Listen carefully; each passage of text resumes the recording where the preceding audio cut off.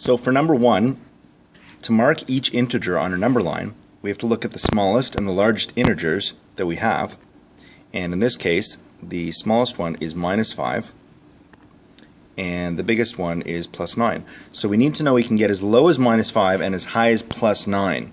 So that means, where do I put my 0? Well, I'm going to put the 0 kind of over here, because it looks like I can get to -5 on the left. So I have -1, -2, -3, -4, and there's -5.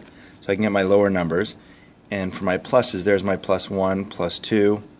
I'm going to skip numbers because I'm running out of space. +8, +10. There we go. And so now I can mark with a different color. There's my +9. There's my -2 over here. There's my -5. And I skipped my +1, which is over here.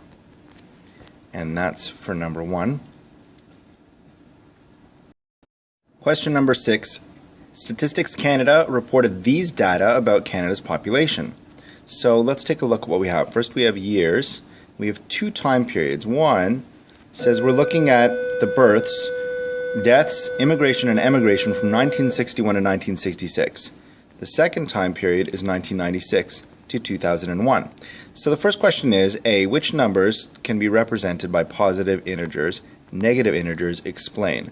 So positive integers, things that generally add, well, we've got births, deaths, immigration, and emigration. Well, I know that births are adding because we're adding babies.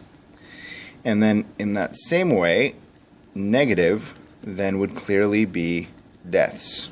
So people dying, unfortunate as it is, would be considered a negative. Now immigration, that is when you move into a country. So if we live in Canada here and people are immigrating in, that means they're moving in. So our population would be increasing. So immigration is a positive. Emigration is when you leave a country, and that means the population of that country goes down. So emigration would be a negative. So immigration, population increases, and emigration, population decreases. And that's the explanation as to why it's negative. For number 6b, let's look at the question. For each column of data, so I'm going to underline that, column. So that means I know I'm looking at the columns here. There's one column for births, there's one for deaths, there's one for immigration, and there's one for emigration. Find the difference in the numbers. Difference means subtraction. So we're going to be subtracting. Write the difference as a positive or negative integer. So I've got to figure that out after. Let's leave that till later. Finding the difference I can do. Now we've got the 2 time periods. We've got 1961 to 1966 and a more recent time period, 1996 to 2001. So that's kind of where we are right now. We're, closer to that time period. So people like to look at these data in terms of, okay, here's where we are now. Let's look at where we were before. So we're going to, I think, start with where we are now and then subtract. So take the number from the current time and then subtract the number above. So we would do 1 million, and I'll take out my calculator, 704,000, subtract 2,249,000. So what I'm doing again, I'm doing 1,704,000, and I'm subtracting 2,249,000. Now my calculator is telling me that it's 545,000, and it's negative. Okay, so that is going to be my answer for my first part. It's going to be minus 545,000. What does that tell us? That tells us that about 30 years ago, in 1966, they had 545,000 more births. Current times, 1996 to 2001, there were 545,000 fewer births. Let's look at deaths. So deaths, I'm going to do 1,095,000, subtract 731,000, and we get, in this case, positive 364,000. So in this case, 1996 to 2001, there were 364,000 more deaths than 1961 to 1966. Let's look at immigration. So immigration is when people are moving into the country. So let's pretend it's Canada. In our current year of 1996 to 2001, 1,051,000 people moved in. We're going to subtract 539,000 people who immigrated in 1961 to 66. The difference is plus 512, or positive 512,000. So 512,000 more people moved in the time period 2. Let's look at emigration, people leaving. 270,000 people left in 1996 to 2001. We're going to subtract the 280,000 people that left in the earlier time period. So 10,000 fewer people emigrated in 1996 to 2001. And we are choosing, again, the minus and minus here to show that for both births and emigration, the numbers were smaller than the earlier time period. Whereas when we see the plus, we can see here that the number for immigration was bigger and the number for deaths was also bigger. For question 6C, let's look at the question. Choose one time period. So I've put down here at the bottom the chart again, and we have two time periods. We've got 1961 to 1966 and 1996 to 2001. Well, let's choose 1961 to 1966. So I'm going to write that down here, 1961 to 1966. That's the time period I've chosen. Use a number line and integers to explain the relationship between births and deaths. So here we have the births and we have the deaths here. So we've got 2 million about and about 700,000. So we need to put that on our number line. So that's going to be a little tricky. We know these are big numbers and we know they're all positive. So let's put our 0 more to the left, because we know we're not going to have any numbers which are negative, which would be going to the left of the 0. So 0 is going to be right here.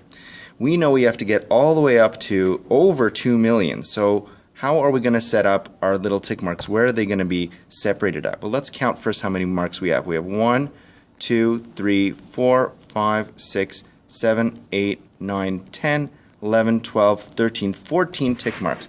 So the most we can divide up into 14 tick marks. So let's think about how we could do this. If we did this, each tick mark was 1 million, well then the first one over here would be 1 million and then we'd have 2 million, but that's really too soon because 2 million is our top number, so that's really not going to work. So let's not do 1 and 2 million. We're going to have to break it up in smaller amounts. Why don't we choose 200,000? That means every 5 steps would be 1 million. So 1, 2, 3, 4, 5. So our 5th step here would be 1 million. And then 5 more steps, 1, 2, 3, 4, 5.